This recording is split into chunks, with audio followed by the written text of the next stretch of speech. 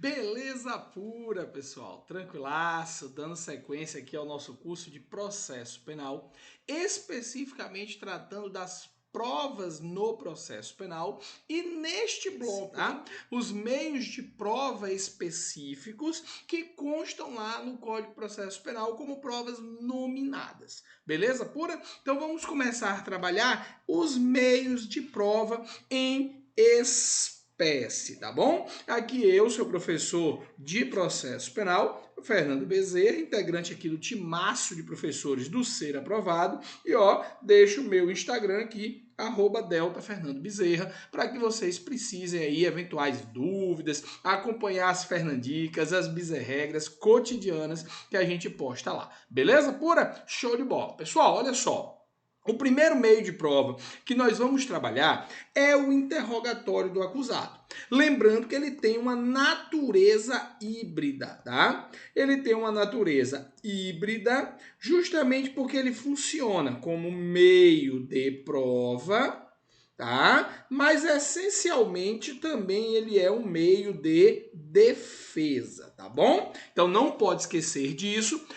E o interrogatório, além de um meio de prova, é também um meio de defesa. Ok, pessoal? Beleza pura? Então, como eu disse para vocês, o interrogatório ele tem essa natureza híbrida, funcionando simultaneamente como meio de prova e como meio de defesa. Ele está disciplinado lá, pessoal, entre os artigos 185 a 196. E é sempre recomendável, olha só, sempre recomendável a leitura, tá? A leitura destes artigos aqui, tá bom? Sempre recomendável a leitura desses artigos, por quê? Porque muito da sua prova vai ser focada na literalidade desses pontos.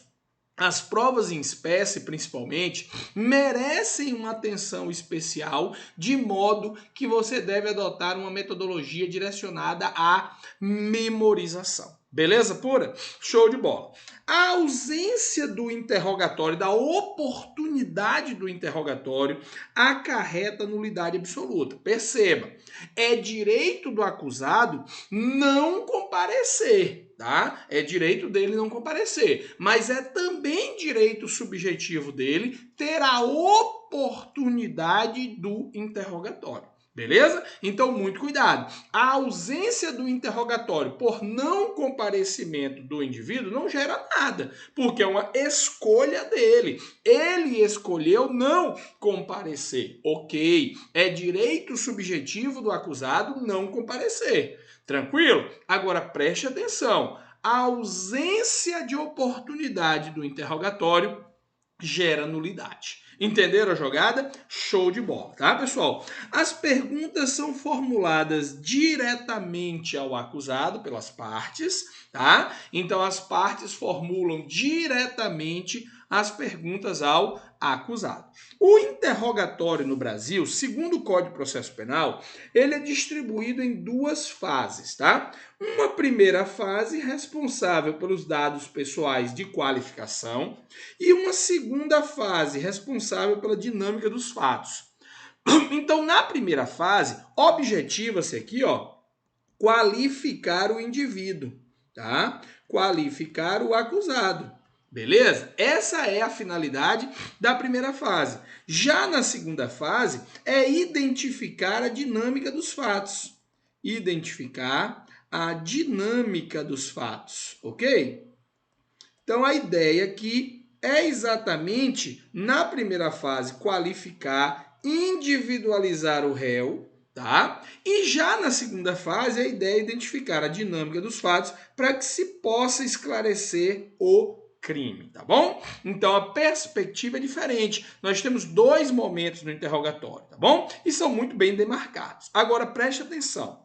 Na primeira fase, que é essa fase qualificatória, pessoal, não existe direito ao silêncio. Tá? Não existe direito ao silêncio, não existe direito a invocar a garantia constitucional de não constituir prova contra si mesmo.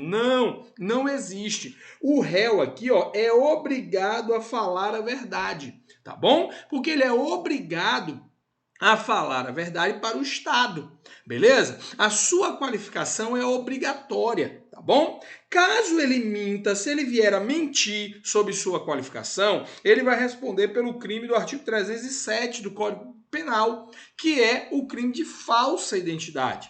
E se ele omitir na apresentação verdadeira de sua identificação, de sua qualificação, ele incide na contravenção penal do artigo 68, tá? Da Lei de Contravenções Penais. Beleza pura? Então, muita atenção aqui, tá, pessoal? A invocação do direito ao silêncio e do direito de mentir, tá? De falsear a verdade, o direito de não constituir prova contra si mesmo, o nemo tenetur si detegere, é exclusivo da segunda fase, tá bom? Então, na segunda fase, ele pode invocar o silêncio, ele pode até mentir sobre os fatos. Mas cuidado, esse direito de mentir, desde que não agressivo, tá? Desde que não agressivo, tá bom? Desde que não agressivo. Por quê, professor? Porque caso a mentira seja agressiva, direcionada, por exemplo, a imputar uma responsabilidade falsa de alguém, ele pode responder pelo crime ou de calúnia ou de denunciação caluniosa, a depender do caso concreto. Então, observe, o direito de mentir é desde que seja uma mentira não agressiva, uma mentira que não chegue a imputar responsabilidade falsamente em desfavor de alguém. Beleza pura? Então ele mentiria, criaria uma história, criaria um álibi, aí é um direito dele quanto à versão dos fatos. Beleza pura? Muita atenção para isso, tá, pessoal? Muita atenção para isso, porque um ponto decisivo para sua prova. Nem toda a estrutura do interrogatório é abrangida pelo direito ao silêncio. Nem toda. A fase de qualificação, a primeira fase, não é abrangida pelo direito ao silêncio. Beleza? Já a segunda fase, ele tem aí o exercício do direito ao silêncio, como também ele pode exercer o direito de mentir. Lembrando que o direito de mentir só é imune de qualquer consequência se for uma mentira não agressiva. Agora, sendo uma mentira agressiva, aquela que imputa uma responsabilidade falsamente, obviamente que aí ele não tem direito de mentir e pode ser responsabilizado ou por calúnia ou por denunciação caluniosa, a depender dos critérios do caso concreto. Beleza pura? Show de bola. Avançando aqui, pessoal, o interrogatório, como eu disse, ó, tratado aqui no artigo 187, constituído em duas partes, ó, sobre a pessoa do acusado, sobre a pessoa do acusado e sobre os fatos, ó. A primeira fase sobre a pessoa do acusado e a segunda fase sobre os fatos. Beleza? Tranquilo? Na primeira parte do interrogatório, ele será perguntado sobre a residência, meios de vida, profissão, oportunidades sociais, lugar onde exerce sua atividade, vida pregressa, notadamente se foi preso, processado alguma vez, em caso afirmativo, qual o juízo do processo, se houve suspensão condicional ou condenação, qual a pena imposta, se cumpriu, né? E outros dados familiares e sociais. Já na segunda parte, ele será perguntado se é verdadeira acusação, não sendo verdadeira acusação, se tem algum motivo para atribuí-la, onde estava o tempo do fato, as provas, se conhece as vítimas e testemunhas, se conhece o instrumento do crime, todos os demais fatos e pormenores, e se tem algo a alegar em sua defesa. Beleza pura, pessoal? Tranquilaço. Então, quanto à primeira parte, obrigado a falar, tá? Quanto à segunda parte, tem direito ao silêncio, inclusive ele tem direito a mentir, tá bom? Beleza pura? Muito cuidado, tá, pessoal? Porque o STJ recentemente entendeu que a dimensão do direito ao silêncio permite, inclusive, que você queira responder apenas as perguntas do seu advogado, excluindo as perguntas do juiz, por exemplo, tá? Então aqui o silêncio pode ser relativo. Tá? Relativo. Ele pode ser apenas quanto às perguntas do juízo. Tá? Então, ele pode relativizar, ele pode selecionar quais perguntas ele quer responder. Então, ele pode também manifestar que deseja responder apenas as perguntas do seu advogado, sem que ele responda as perguntas da acusação e sem que ele responda as perguntas do próprio juiz, tá bom? Então, atualmente, o entendimento é este, né? Ele pode relativizar aí a esfera de alcance do silêncio. O silêncio pode ser exercido apenas e tão somente em relação às perguntas manifestadas pelo juiz ou pelo juiz e pela acusação, excluindo do silêncio as perguntas do seu advogado. Beleza pura? Muito cuidado com isso, tá, pessoal? Porque é um tema polêmico, atual, tá aí na crista da onda. Precisamos de muita atenção. Então, vídeos que circulam na internet mostrando audiências em que o juiz proibiu, né, o indivíduo de continuar o interrogatório quando ele só quer responder as perguntas do advogado. Todos esses casos já foram objeto de intervenção no STJ e o STJ tem mantido a perspectiva no sentido de que é possível, né, responder apenas as perguntas do seu advogado. O direito ao silêncio oportunizaria excluir, por exemplo, as perguntas do juiz, as perguntas da acusação e responder apenas e tão somente as perguntas do seu advogado. Beleza pura? Show de bola. Agora, um ponto importante para ser discutido aqui, tá? Um ponto importantíssimo é a questão envolvendo a condução coercitiva. Por quê? Porque temos um pronunciamento do STF, né? Temos um importante pronunciamento do STF, recente, tá? Num caso emblemático brasileiro, que entendeu que a condução coercitiva para fins de interrogatório seria incompatível com a Constituição, de modo que não foi recepcionada, tá? Então, olha só, muito cuidado. A condução coercitiva de réu, acusado ou investigado, não é mais possível, tá? Não é mais possível quando direcionada para fins de interrogatório.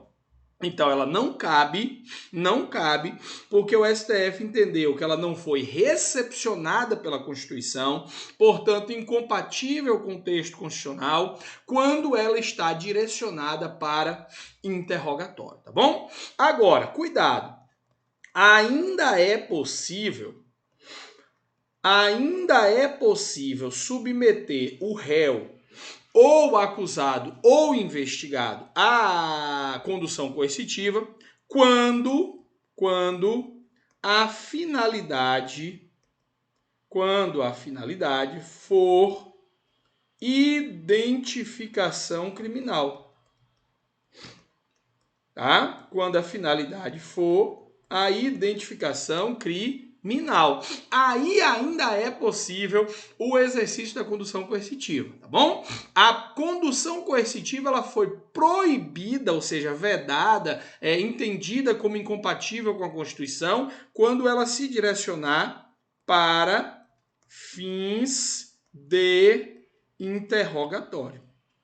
Tá bom, pessoal? Então, para fins de submeter o indivíduo ao interrogatório, ela é incompatível com a Constituição. Por quê? Porque temos aí que o indiciado, o réu ou acusado, tem o direito de não presença, que estaria inserido no próprio direito ao silêncio, tá bom? O direito ao silêncio, o direito de não constituir prova contra si próprio, o nemo tenetur se detegere, o direito de não autoincriminação, ele abrange, inclusive, o direito de não presença, tá? O direito de não estar presente, de não necessitar estar presente. Beleza pura, pessoal? Muita atenção e muito cuidado em relação a isso. Tranquilo? Beleza pura? Nós temos ainda a condução coercitiva de testemunha, de vítima ou ofendido. Essas aqui, naturalmente, são cabíveis, né? São cabíveis. Por quê? Porque tanto a testemunha quanto a vítima são meios de prova apenas, tá bom? Apenas meios de prova. Quando se trata da condução coercitiva de réu, acusado ou indiciado, se for para fins de interrogatório, ela está vedada, tá? Ela está vedada. Agora, ainda é possível a condução coercitiva de réu, acusado ou indiciado quando a finalidade for identificação criminal. Essa ainda é possível sim, porque nós vimos que a identificação é compulsória e é o único meio, né, de submeter a certeza de individualização de alguém. Beleza pura? Show de bola, não pode esquecer disso, porque a condução coercitiva é um tema que sem dúvida nenhuma vai permear aí alguma questão de sua prova. Vamos lá. Direito ao advogado, direito ao acompanhamento de advogado no interrogatório. Pessoal, na fase policial, a presença do advogado é facultativa, tá? Por quê? Porque a defesa técnica é facultativa. Tranquilo? Presença do advogado é facultativa, é uma escolha do investigado. O investigado pode ou não constituir advogado. Caso não constitua, ele vai ser, né, submetido à investigação independente da presença do advogado, até porque não existem partes, não existe um processo propriamente dito durante a investigação. Já na fase judicial, a presença do advogado é obrigatória, tá? Porque tem-se como meio de defesa e meio de prova ao mesmo tempo. O interrogatório é um meio simultaneamente de prova e de defesa, tá? Então, se o réu não constituir advogado, o juiz vai nomear o defensor dativo, tá? O juiz vai nomear um defensor dativo, tá bom?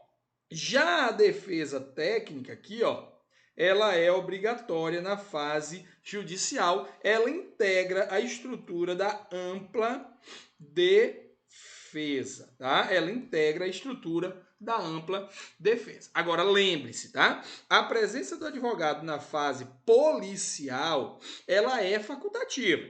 Mas caso esteja presente, caso esteja presente, o advogado ele tem direito de participação, tá? Formulando quesitos, apresentando razões, tá bom? E caso seja negada essa participação, se negada, gera nulidade absoluta, tá, pessoal? Mas perceba, só se ele estiver presente. Por quê? Sua presença é facultativa, não é obrigatória, não é compulsória. Se ele não estiver presente, o delegado desenvolve os atos inquisitórios naturalmente, né, sem a presença do advogado. Agora, estando ele presente, aí sim, ele pode exercer o seu direito de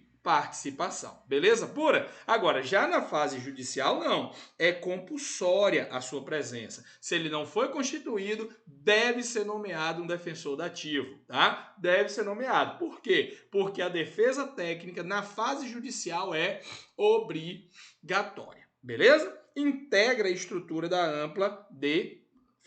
Beleza pura? Show de bola, pessoal. Bis e regras especiais aqui sobre o interrogatório, tá? Então, havendo mais de um acusado, serão interrogados separadamente, natural, porque se trata de um meio de defesa. Então, cada um pode se valer da sua defesa pessoal, da sua autodefesa, de forma distinta. Então, eles devem ser interrogados separadamente, sim, cada qual no seu quadrado. Por quê? Porque eles podem fazer uso, eles podem fazer exercício do direito de autodefesa de forma distinta. Beleza pura? Agora, se o interrogado for mudo, surdo ou surdo-mudo, a regra do interrogatório é que ele seja um ato oral. O interrogatório é um ato oral submetido à redução a termo, tá? Ele é um ato verbal, perceba, verbal, que deve ser reduzido a termo, tá? Reduzido a termo, tá bom? Reduzido a termo, reduzido a escrito, tá, pessoal? Essa é a distinção. É um ato oral, um ato verbal que será reduzido a termo. Esta é a regra. Mas você reduz a termo, ó, simultaneamente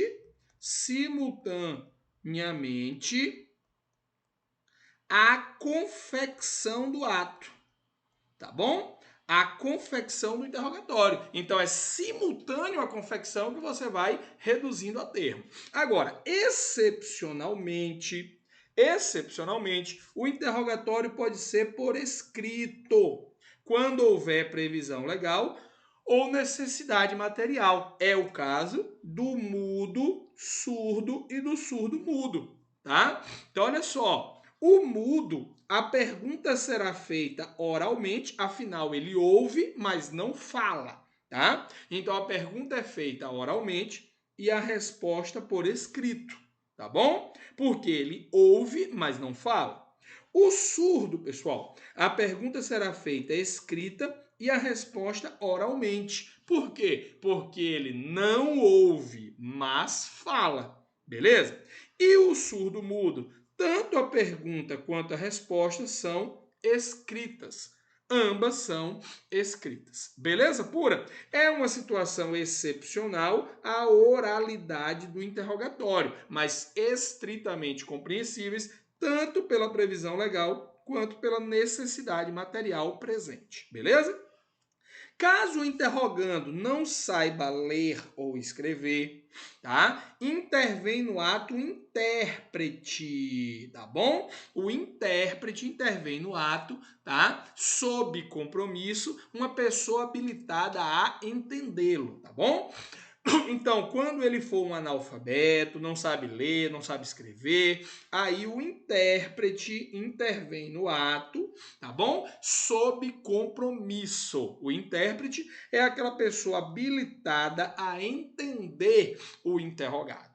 Tranquilo, pessoal? E o estrangeiro, professor, ou aquela pessoa que não conhece a língua nacional? Vamos lá, cuidado. Pode até ser um nacional brasileiro, mas não conhece a língua. Por exemplo, um silvícola, tá? Um silvícola. Veja, nesse caso, o interrogatório também é feito por meio de intérprete. Cuidado aqui, tá? Não é tradutor, não é tradutor, cuidado. Muita gente erra. Interrogatório de estrangeiro ou de quem não conhece a língua nacional não é feito por tradutor. Tradutor serve para documento, tá bom? Documento. Para se proceder ao interrogatório do estrangeiro, é intérprete, tá? Por meio de intérprete, ok, pessoal? Beleza pura? Não se esqueçam disso, tá? Quando não se sabe escrever, não pode ou não quer assinar, aí esse fato vai ser consignado no termo, tá bom? E, obviamente, convocado duas testemunhas instrumentárias para o quê? Confirmarem, para assegurarem fé àquele ato que foi feito sem a colheita da assinatura, mostrando ou que não sabe escrever, que o interrogado não sabe escrever, ou que não pode escrever, ou que não quis assinar. Beleza pura? Aí vai haver a consignação no termo, tá bom? Beleza pura? Show de bola.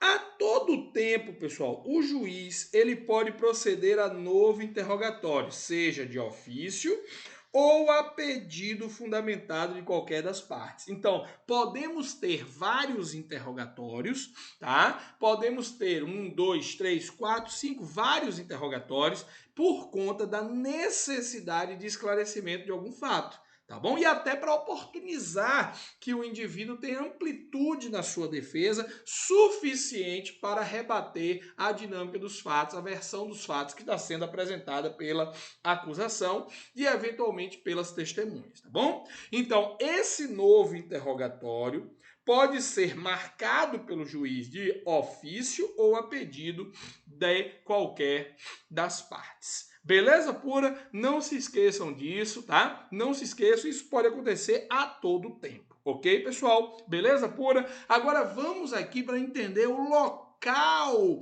onde se realiza o interrogatório, tá bom? O local onde se realiza o interrogatório, ponto importante. Ó, o acusado que comparecer perante a autoridade judiciária no curso do processo penal será qualificado e interrogado na presença de seu defensor, constituído quando ele trouxer o defensor o acompanhando, ou nomeado quando ele não constituir um defensor particular. Beleza? Show de bola! Agora presta atenção, aqui é a regra, né? A regra geral, tá? Regra geral de submissão ao interrogatório. Agora presta atenção onde vai se dar o interrogatório do acusado. O interrogatório do acusado réu solto, estando o acusado solto, será realizado na sede do foro, tá? Na própria sede do foro, tá bom? Então lá no estabelecimento onde funcionar, né, os trabalhos judiciais, beleza? Tranquilo? Então aqui vai ser no estabelecimento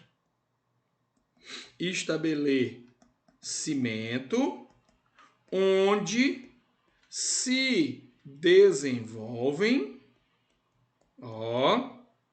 os trabalhos judiciais. Beleza pura? Onde se desenvolvem os trabalhos judiciais. Beleza? Agora, isso porque ele está solto. Entretanto, se ele estiver preso, réu preso, em regra, o CPP estipula que o interrogatório tem que ser no estabelecimento prisional. Essa é a regra. Esta é a regra, pessoal, tá bom? Excepcionalmente, pode ser por videoconferência, tá bom? Guardando-se aqui uma exceção ao princípio da oralidade e da imediatidade do juiz. Mas é possível porque tem previsão legal aqui no 185, parágrafo 2º, tá bom? Então, a regra é no estabelecimento prisional. Excepcionalmente por videoconferência, quando as circunstâncias estiverem presentes autorizativas, tá? Agora, temos uma exceção da exceção, que na prática é o que mais acontece. Na prática é o que mais ocorre. Tá? É o que mais ocorre, mas apesar de ser na prática o que mais ocorre, é uma exceção da exceção. É a última hipótese, tá? É a requisição de apresentação do réu preso em juízo, caso o interrogatório não se realize nas formas previstas acima. Então, a preferência é o quê? No estabelecimento prisional. Tá bom? Essa é a preferência no estabelecimento prisional. Excepcionalmente, por videoconferência, se as circunstâncias autorizativas estiverem presentes, se justificarem. Beleza? Excepcionalissimamente, tá? O réu será apresentado ao juízo se não puder realizar no estabelecimento ou por videoconferência. Beleza pura? Muito cuidado com isso, tá, pessoal? Porque muita gente internaliza a prática e acha que a prática condiz ou reproduz a realidade teórica. Não, não. Apesar de na prática você quase não ver o interrogatório no estabelecimento prisional ou por videoconferência, eles são prioritários em relação à apresentação do réu em juízo. Beleza pura? Muito cuidado com isso, tá, pessoal? Muito cuidado com isso para você não errar. Réu solto sempre na sede do foro, tá? Réu preso em regra no estabelecimento prisional, por exceção por videoconferência e, caso não seja possível nem o estabelecimento prisional, nem a videoconferência, a apresentação do preso em juízo, tá bom? O réu ele deve estar acompanhado presencialmente por um advogado, tá? Em qualquer das modalidades de interrogatório. Então, mesmo que seja feita por videoconferência, ao lado dele deve estar presente o seu advogado para garantir aí da ampla defesa, da amplitude de defesa, tá bom? Fernandicas especiais aqui também, ó, regra de proteção de filhos menores. Olha só, no interrogatório devem conter informações acerca da existência de filhos, idades, se possui deficiência, nome, contato de eventual responsável pelos cuidados. Isso aqui, pessoal, serve para quê? Para orientar o juiz quanto ao quê, pessoal? Quanto à deliberação, quanto à deliberação acerca de medidas cautelares, tá bom? Acerca de medidas cautelares.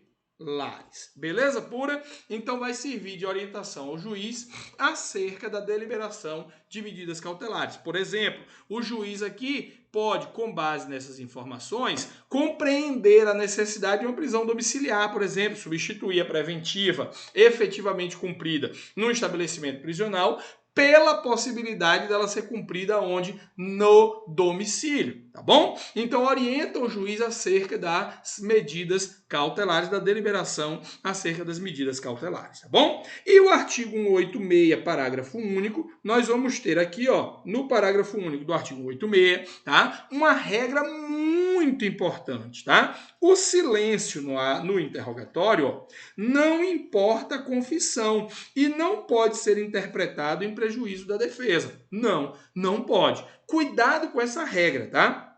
Cuidado. O silêncio, ele pode ser um vetor hermenêutico, ó, ao juiz. Um vetor hermenêutico,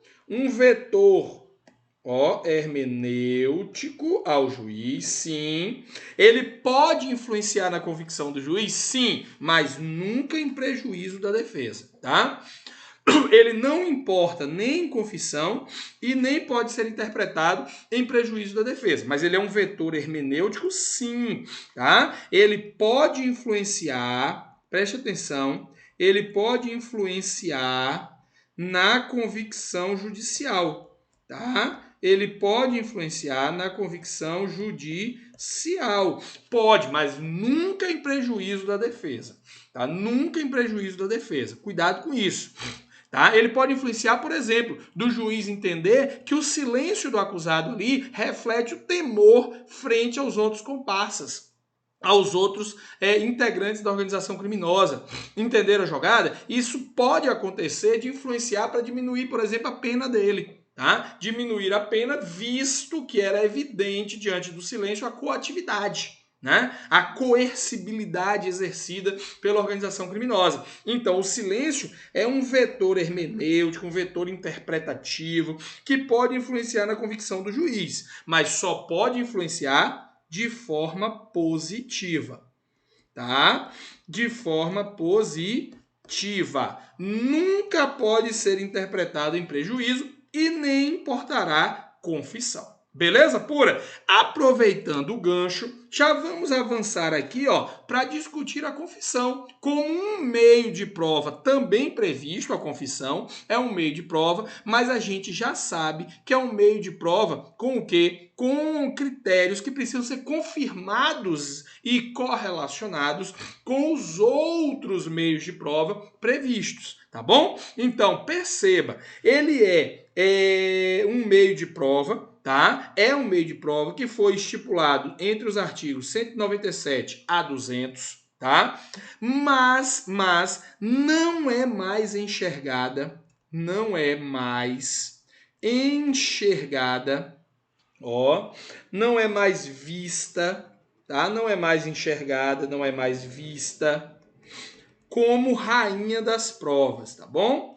Não é mais vista como rainha das provas, até porque o direito brasileiro, há bastante tempo, adota o sistema da liberdade de provas.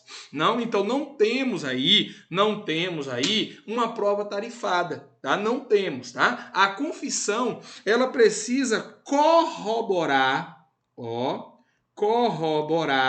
com outros meios de prova, tá? Ela precisa corroborar com outros meios de prova. Então vamos lá, artigo 97. O valor da confissão se aferirá pelos critérios adotados para outros elementos de prova. E para sua apreciação, o juiz deverá confrontá-la com as demais provas do processo, verificando se entre ela e estas existe compatibilidade, concordância ou convergência, tá? Então a confissão ela deve convergir com os demais meios de prova constituídos no processo. Ela por si só, ela não tem esse valor robusto, tá? Robusto que um dia já teve. Né? Um dia já teve, foi considerada como rainha de provas, mas ela não é mais vista como rainha das provas, até porque nós vimos blocos anteriores que o sistema adotado para ponderação probatória no Brasil é o sistema de liberdade das provas, obviamente liberdade das provas admitidas no direito. Beleza pura? A confissão tem duas características. Ela é parcial, pode ser parcial, portanto divisível, né? Divisível, ou seja, você pode confessar uma parte e negar outra parte, tá? Então você pode confessar uma parte e negar outra parte.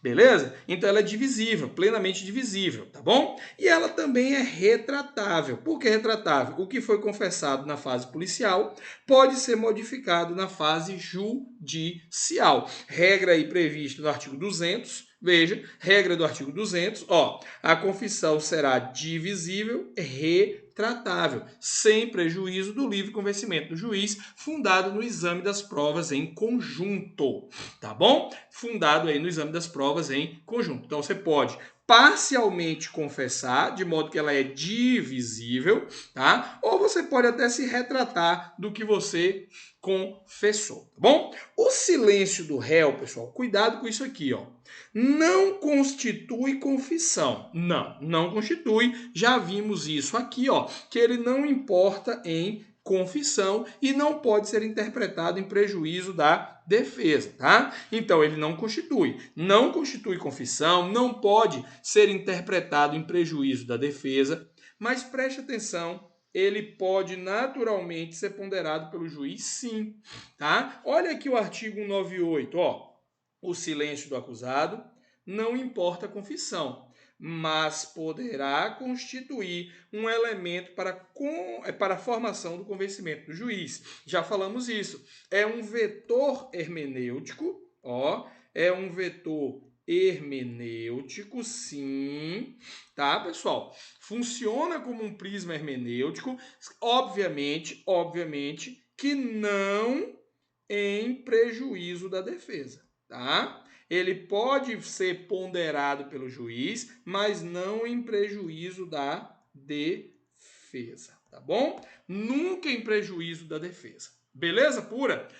Show de bola, pessoal. Tranquilaço. Então, não se esqueçam de tudo que a gente tratou aqui, tá? Não se esqueçam de tudo desses pontos. Por quê? Porque eles são relevantíssimos para vocês, tranquilo? Para permitir que você venha digerir todas as informações que eu trabalhei com vocês, nós vamos para a nossa mijadinha no intervalo, tá? E a partir daí você consegue organizar as ideias no seu caderno, né? Deixar elas bem resumidas, sintetizadas e focadas, direcionadas para a sua aprovação, para você ser aprovado. Beleza pura, pessoal, tranquilaço, aqui o professor Fernando Bezerra e eu quero saber se vocês gostaram dessa aula. Eu tenho certeza que sim, um super conteúdo, uma super aula para você aí que está se preparando para concurso público. Então, se você gostou, e eu tenho certeza que sim, deixa seu like aqui e aproveita para se inscrever em nosso canal do YouTube aí com muitas aulas disponíveis para vocês